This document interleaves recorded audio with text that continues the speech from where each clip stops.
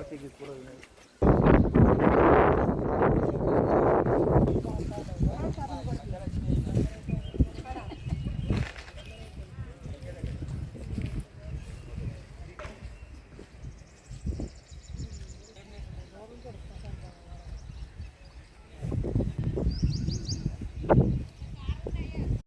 స్టేషన్కి పోతే వాళ్ళు ఏం పట్టించుకోవట్లేదు. మాకు తెలియదు, మీరు చూసుకోండి, లేకుంటే కలెక్టర్ ఆఫీస్ దగ్గర పోయి ధర్నా చేసుకోండి, అది చేస్తేనే మీకు పరిష్కారం దొరుకుతుంది అంటున్నారు. అంటే వాళ్ళు మాత్రం దీంట్లోకి ఎంటర్ కావచ్చు, మేము మాత్రం ఎంటర్ కావడానికి లేదు.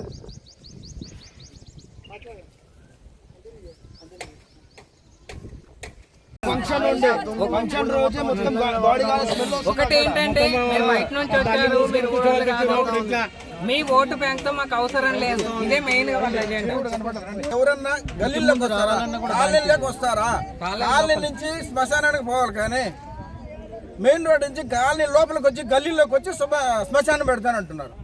ఇది ఎంతవరకు కరెక్ట్? ఆ బోర్డు కూడా ఎంత అక్కడ దాకా వచ్చేస్తుంది. మాకు అట్లీస్ట్ మున్సిపల్ వాళ్ళు సహకరించట్లేదు కదా, మాకు ఆల్టర్నేటివ్ ఇల్లు ఇంకో దగ్గర ఇప్పించండి, మొత్తం చేసుకోమండి, మాకేం ప్రాబ్లం. అంటే ఇదంతా ఎవరు చేయిస్తున్నారు అనుకుంటున్నారు మీరు? దీన్నంతా Mahesh garu sir, municipal corporation councillor, ex councillor Mahesh garu, ఇంకొక ఆయన లీడర్ బాలేష్ గారు, గొంగళ్ళ బాలేష్ గారు, గొంగళ్ళ మహేష్ గారు, వీళ్ళిద్దరు కుమ్మక్కయ్యి వాళ్ళిద్దరు ఒక్కటయ్యి ఇది చేయడానికి ప్రయత్నం చేస్తారు. ప్లాన్ లేఅవుట్ లో కూడా సైన్ చేసి బాలేష్ సార్, బాలేష్ గారు లేఅవుట్ చేసింది ఎవరు?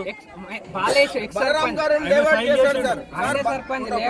సార్ బాలేష్ గారు సర్పంచ్ గా ఉన్నప్పుడు లేఅవుట్ చేసిన దానికి సంతకం పెట్టాడు, ఇది పార్క్ అని చెప్పాడు. బలరాం గారు లేడు, వెంచరేషన్ ఆయన లేడు, ఇప్పుడు చనిపోయారు. ఈయన ఆ రోజు కమిషన్లు తీసుకున్నాడు, ప్లాట్లు తీసుకున్నాడు, అన్నీ అయింది. ఈ రోజు ఆయన వచ్చి మళ్ళీ శ్మశానంలో దహనం చేస్తానంటాడు, ఇది శ్మశానం అంటాడు.